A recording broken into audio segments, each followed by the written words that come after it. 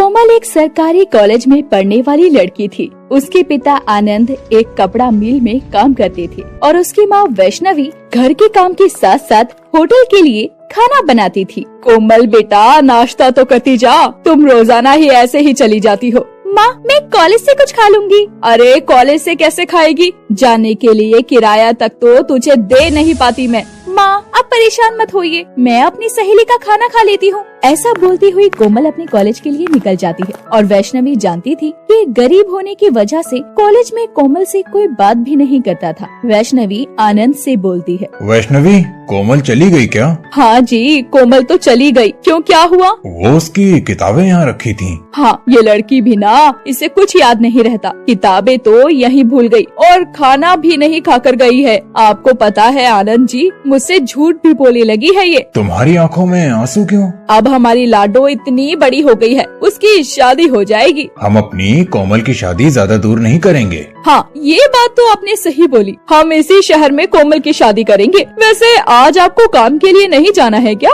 अरे ये बात तुम पहले ही बोल सकती थी। कोमल की शादी को लेकर बैठ गई। मुझे देर हो रही है, जाकर खाना बनाओ जल्दी से। उसके बाद आनंद अपने काम के लिए निकल जाता है और वैष्णवी घर के कामों में लग जाती है। शाम को वैष्णवी के पास एक कॉल आती है और उससे पता चलता है कि उसके पति आनंद का एक्सीडेंट हो गया है और वो सिटी हॉस्पिटल में एडमिट है। वैष्णवी को जैसे ही ये पता चलता है वो रोने लगती है और कोमल को लेकर हॉस्पिटल पहुंच जाती है, जहां उन्हें पता चलता है कि आनंद को हार्ट अटैक आया था, जिसकी वजह से उनका एक्सीडेंट हो गया था। बेटा, तेरे पापा ठीक तो हो जाएंगे ना? माँ, आप चिंता मत कीजिए, पापा बिल्कुल ठीक हो जाएंगे। अभी डॉक्टर आते ही होंगे और देखना, डॉक्टर भी यही बोलेंगे कि पापा बिल्कुल ठीक है। भगवान करे ऐसा ही हो। ये मिस्टर आनंद के घर से कौन है? जी, मैं हूँ उनकी पत्नी वैष्णवी और ये है मेरी बेटी कोमल। ओके ओके, देखिए मिस्टर आनंद बिल्कुल ठीक हैं। उन्हें एक माइनर सा हार्ट अटैक हुआ था। आनंद जी को हैरत की कोई प्रॉब्लम तो नहीं थी? नहीं डॉक्टर साहब, ऐसा तो कुछ नहीं था। ठीक है, तो वो कुछ दिन रेस्ट करें और दवाइयाँ खाएं तो बिल्कुल ठीक हो जाएंगे। देखा माँ, मैंने आपसे बोला था ना कि पापा बिल्कुल ठीक है। उसके बाद वैष्णवी और कोमल आनंद को लेकर वापस घर आ जाते हैं। घर में ले आकर वैष्णवी और कोमल आनंद को बिस्तर पर लेटा देते हैं और फिर कोमल बोलती है,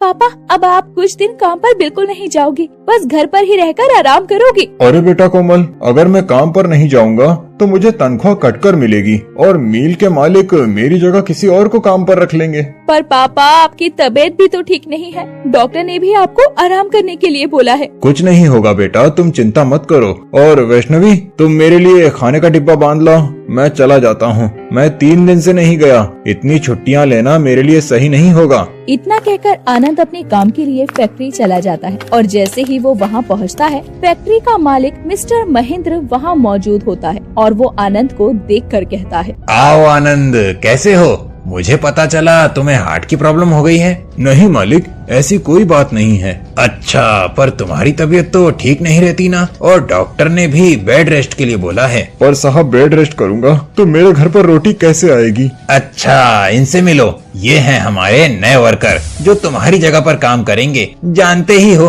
फैक्ट्री में कितने तंदुरुस्त और फुर्तीले आदमी की जरूरत होती है, और अब तुम्हें देखकर मुझे लगता नहीं कि तुम इतनी मेहनत के साथ काम कर पाओगे। और भगवान न करे अचानक कुछ हो जाता है तो बात हमारे ऊपर भी आ सकती है। इसीलिए मैं तुम्हारा हिसाब कर देता हूँ, तुम कहीं और काम ढूंढ लेना। एकदम से मेरा काम छूट जाएगा तो मेरा घर कैसे चलेगा? ऐसा मत करो सर जी, ऐसा मत करो। देखो, मैं अपनी फैक्ट्री में कोई दुर्घटना नहीं चाहता, मुझे माफ करो। ये लो जो तुम्हारे पिछले महीने के पैसे निकल रहे थे। आनंद अब निराश होकर घर आ जाता है और घर पर वैष्णवी और कोमल आनंद को यूं अचानक देखकर थोड़ा हैरान हो जाते हैं और फिर आनंद उन्हें सारी बात बताता है तो वो दोनों भी दुखी हो जाते हैं। इसके चलते आनंद अब परेशान रहने लगता है, जिस वजह से उसकी तबीयत अब और भी ज्यादा खराब रहने लगती है। आनंद अब चिंता में पूरी तरह से बिस्तर ही पकड़ लेता है। अरे ये क्या हो गया भगवान, ये कैसे दुखों के पहाड़ टूट गए हैं हमारे घर पर। वैष्णवी इतना कहकर रोने लगती है और फिर कोमल उसे चुप करवाती है। मम्मी चुप हो जाइए,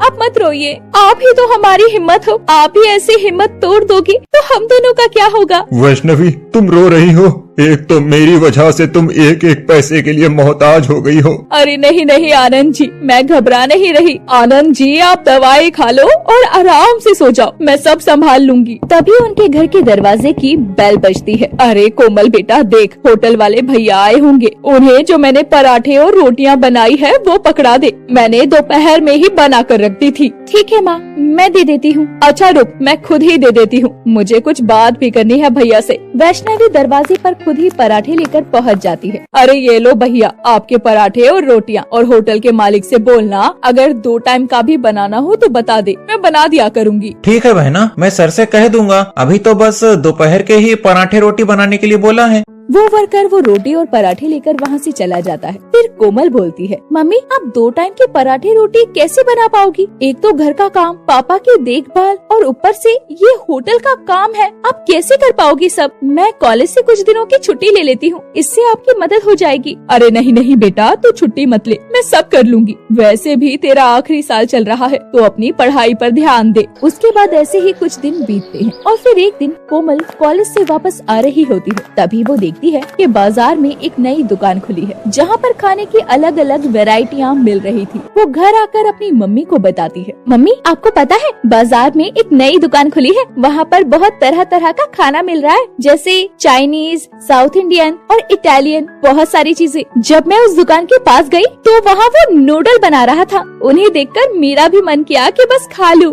अच्छा तो कल तू मुझे नूडल लाकर दे दियो, मैं तेरे लिए बना दूंगी। सच में माँ आप मेरे लिए नूडल्स बनाओगी?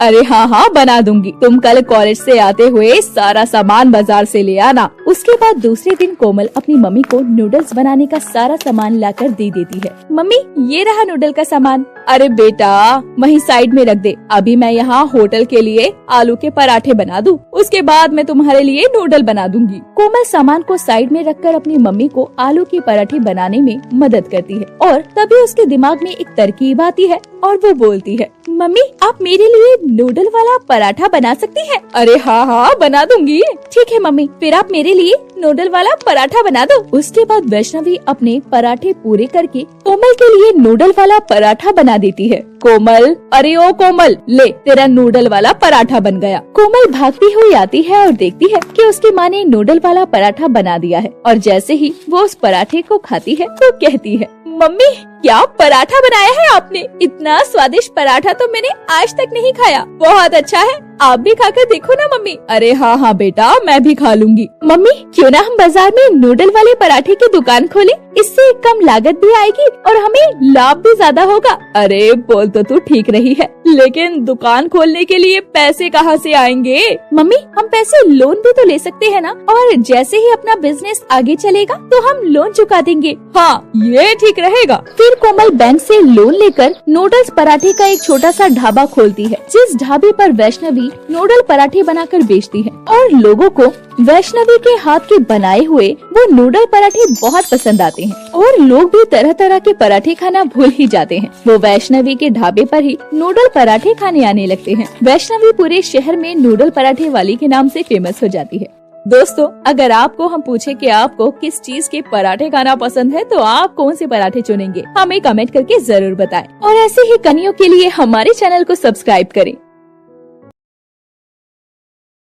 बबीता अपने पति पवन और बेटी चिंटू के साथ एक छोटे से गांव में रहा करती थी। वो बहुत गरीब थे, उनको 2 वक्त का खाना भी बहुत मुश्किल से मिल पाता था। पवन खेत में काम करता और बबीता एक रेस्टोरेंट में झाड़ू पोछा लगाने का काम किया करती। चिंटू बेटा अपना ख्याल रखना, मैं जा रही हूँ रेस्टोरेंट। ठीक है माँ। ऐसा कहकर बबीता अपने काम के लिए निकल जाती है। शाम को जब वो वापस अपने घर आती है तो बोलती है, पवन जी क्या हुआ, आप बहुत उदास लग रहे हैं। बबीता 2 दिनों से खेत में कोई काम नहीं है और कोई और काम मुझे मिल नहीं रहा है, तो हमारा गुजारा कैसे होगा? आप परेशान मत हो, भगवान सब ठीक करेगा, मैं भी तो काम करती हूँ ना। बबीता तुम कब तक काम करोगी ऐसे? भगवान सब ठीक कर देगा। पवन और बबीता बातें कर ही रहे थे कि तभी वहाँ चिंटू आ जाता है और वो दोनों चुप हो जाते हैं। पापा कब आए? मैं तो आपको आते हुए नहीं देखा। अभी आया हूँ बेटा। वैसे तुम कहाँ खेल रहे थे? मैं पड़ोस में राकेश के घर खेल रहा था। अरे माँ सुनो, राकेश की मम्मी ने क्या सब्जी बनाई थी? क्या बनाया था? कोई पालक की सब्जी थी और उसके अंदर कुछ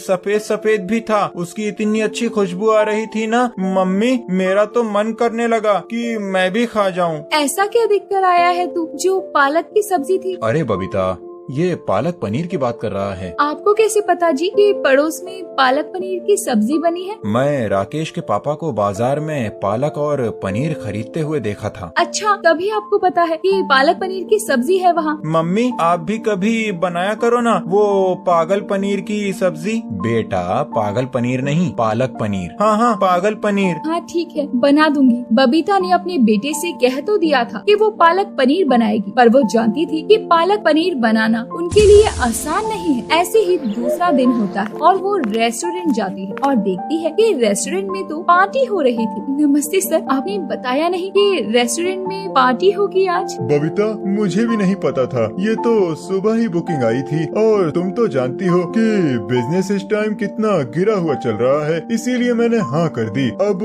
हम सबको मिलकर इस पार्टी के लिए अरेंजमेंट करनी पड़ेगी और आज तुम्हें भी रसोई में सबकी मदद करनी होगी। हाँ, मैं बिल्कुल मदद करूंगी। पर सर, जो आपके रेस्टोरेंट में ये पिज्जा पास्ता बनता है, ये मुझे बनाना नहीं आता। अरे बबीता, तू परेशान मत हो। पिज्जा पास्ता नहीं, पनीर की डिशेस चाहिए, जैसे कि शाही पनीर, पालक पनीर और पनीर पुलाव। इन सब की डिमांड की है क्लाइंट ने। हाँ, ये तो मुझे अच्छे से बनाना आता है। इन सब में मैं आपकी मदद करूंगी। फिर बबीता रसोई घर में खाना बनाने वाले महाराज के साथ डिशेस बनाने में मदद करने लगी है। बबीता बहन, ये सब देखो तैयार हो गया है। अब पालक पनीर रह गया है, क्या तुम बना सकती हो? हाँ बिल्कुल, मैं पालक पनीर तो बहुत अच्छे से बनाती हूँ। तो तुम पालक पनीर बना लो और मटर पनीर मैं बना लेता हूँ। बबीता को पालक पनीर बनाते बनाते बहुत देर हो जाती है और वह सोचती है, आज तो इतनी देर हो गई। चिंटू ने मुझे पालक पनीर की सब्जी बनाने को कहा था और हम तो इतने गरीब हैं कि ये सब्जी तो हमारे घर बना ही नहीं सकते। यहाँ तो इतनी सारी सब्जियाँ बनी हैं। काश पालक पनीर की सब्जी में से थोड़ी सी सब्जी मेरे चिंटू को मिल जाती। पार्टी शुरू हो जाती है और सभी को पार्टी में पालक पनीर बहुत पसंद आता है। सभी मैनेजर से पालक पनीर की तारीफ करते हैं। फिर मैनेजर बबीता से कहते हैं, बबीता, आज तुमने बहुत अच्छा काम किया है और तुम्हें देर भी हो गई है। तुम एक काम करो, पालक पनीर की जो सब्जी बची है ना, वो तुम अपने घर ले जाना। ये सुनकर बबीता बहुत खुश हो जाती है। धन्यवाद सर। अब बबीता वो बची हुई पालक पनीर की सब्जी अपने घर ले जाकर अपने बेटे चिंटू को देती है। चिंटू देख, मैं आज तेरे लिए क्या लेकर आई हूँ। मम्मी, क्या लाई हो? तुम्हारा पागल पनीर। बबीता ने हंसते हुए ऐसा बोला और चिंटू को पालक पनीर की सब्जी परोसी। चिंटू देखते ही खुश हो गया। मम्मी, ये तो बहुत स्वादिष्ट सब्जी है। ये किसने बनाई है? बेटा, ये मैंने ही बनाई थी। पापा, आज मम्मी मेरे लिए पालक पनीर लेकर आई हैं। ये सुनकर पवन हंसने लगा। पालक पनीर नहीं बेटा, पालक पनीर। और तुम्हारी मम्मी कहाँ से लाई हैं? पवन बबीता से जाकर पूछता है। बबीता, चिंटू कह रहा था तुम पालक पनीर लाई हो, पर कहाँ से? मैं रेस्टोरेंट से लेकर आई थी सब्जी, आपको भी परोसती हूँ। आप भी बैठिए। रेस्टोरेंट में इतना खाना तो बचता नहीं है। आज रेस्टोरेंट में पार्टी थी, जो खाना बच गया वो मैनेजर सर ने हम सबको दे दिया। ये तो अच्छा हुआ, आज तुम्हें घर वापसी में देर भी हो गई थी। हाँ, बबीता पवन को भी पालक पनीर की सब्जी परोसती है। पवन पालक पनीर की सब्जी का पहला निवाला खाते ही बोलता है, क्या सब्जी है बबीता, मजा आ गया आज तो। ये सब्जी रेस्टोरेंट में किसने बनाई थी? जी, मैंने बनाई थी। पार्टी की बुकिंग सुबह ही हो गई थी, इसके चलते रेस्टोरेंट के सारे स्टाफ को मिलकर मेहनत करनी पड़ी। बबीता, तुम्हारे हाथों में तो जादू है। बबीता, क्यों ना हम भी एक पालक पनीर का ठेला लगा लें? कैसे? मैं समझी नहीं। मैं कुछ दिनों से सोच रहा था कि हम कुछ खाने का ठेला लगा लेते हैं। अब तुम इतना अच्छा पालक पनीर बनाती हो तो इसका ही ठेला लगा लेते हैं। पर हम इतने पैसे कहाँ से लाएंगे? तुम अपने रेस्टोरेंट के मैनेजर से बात कर लो और मैं साहूकार से कुछ पैसे उधार ले लेता हूँ। ठीक है, मैं मैनेजर सर से बात करती हूँ। रेस्टोरेंट का काम छोड़ने के लिए भी बात कर लेना। ठीक है। दूसरे दिन जब बबीता अपने रेस्टोरेंट जाकर मैनेजर से बात करती है तो मैनेजर पैसा देने के लिए तैयार होता है, पर बबीता को काम छोड़ने से मना कर देता है। बबीता, मैं पैसे तो दे दूंगा, पर तुम काम छोड़कर नहीं जा सकती। सर, मैं इतना सब कुछ एक साथ कैसे करूँगी? बबीता,